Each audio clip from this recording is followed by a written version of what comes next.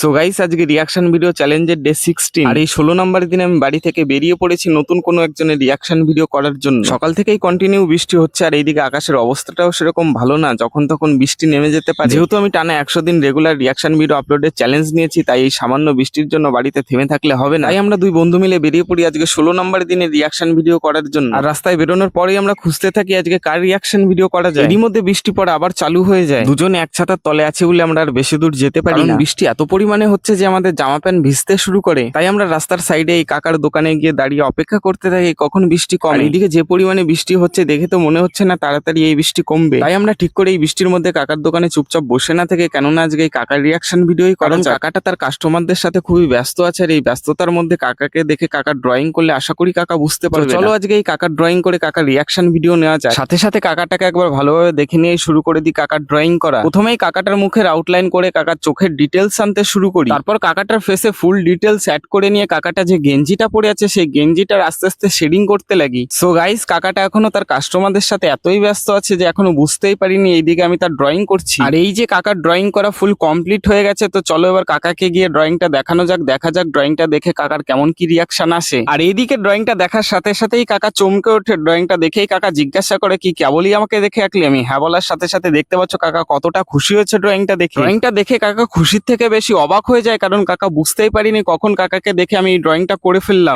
তবুও কাকা ড্রয়িংটা দেখে জানায় দারুণ হয়েছে। কাকা তার থেকেও বেশি অবাক হয় তখন যখন আমি বলি কাকাকে দেখে ড্রয়িংটা আমি মাত্র 10 মিনিটে করে দিলাম। সত্যি কথা বলতে গাইস, কাকাটা ড্রয়িংটা দেখার পর একটু অবাকের সাথে অনেকটা খুশিও হয়, কারণ কাকা জানায় যে আজ পর্যন্ত এইভাবে তার ড্রয়িং কেউ করে দেয়। কাকাটা ড্রয়িংটা একভাবে দেখতে থাকে আর বারবার বলতে থাকে, দারুণ এঁকে দিয়েছিস তুই, সত্যি ভাইপো খুব সুন্দর হয়েছে ড্রয়িং। মানে গাইস, কাকাটা এখনো পুরো অবাক যে একটা কাঠ পেন্সিলের সাহায্যে কিভাবে কাকাকে একদম হুবহু দেখতে করে দিলাম। কাকা শুধু এই কোশ্চেনটাই বারবার আমাকে করতে থাকে। বারবার প্র্যাকটিসের দ্বারা সবকিছুই যে করা সম্ভব কাকাকে বলে বোঝানোর পর কাকা ড্রয়িংটা নিয়ে পাশের দোকানে চলে যায় ড্রয়িংটা দেখানোর জন্য। পাশের দোকানের দাদাটাও ড্রয়িংটা দেখে খুবই খুশি, জানায় খুবই সুন্দর হয়েছে ড্রয়িংটা, একদম যেরকম দেখতে নাকি সেরকমই এঁকে দিয়েছি আমি। যাই হোক, কাকাটার ড্রয়িংটা করে দিতে পেরে সত্যি আমার খুব ভালো লাগলো, এবং তার থেকে বেশি ভালো লাগলো কাকাটার সাথে কথা বলে। আচ্ছা, আজকে ডে 16 এর রিয়াকশন ভিডিওটা দেখে তোমাদের কেমন লাগলো তোমরা কিন্তু অবশ্যই কমেন্টে জানিও, এবং সাথে এটাও জানিও তোমরা ভিডিওটা কে কোথা থেকে দেখছো। দেখা হচ্ছে বন্ধুরা নেক্সট ডে 17 এর নতুন কোনো লোকেশনে নতুন কারো রিয়াকশন নিয়ে। ততক্ষণ সবাই ভালো থাকবেন, সুস্থ থাকবেন, টাটা।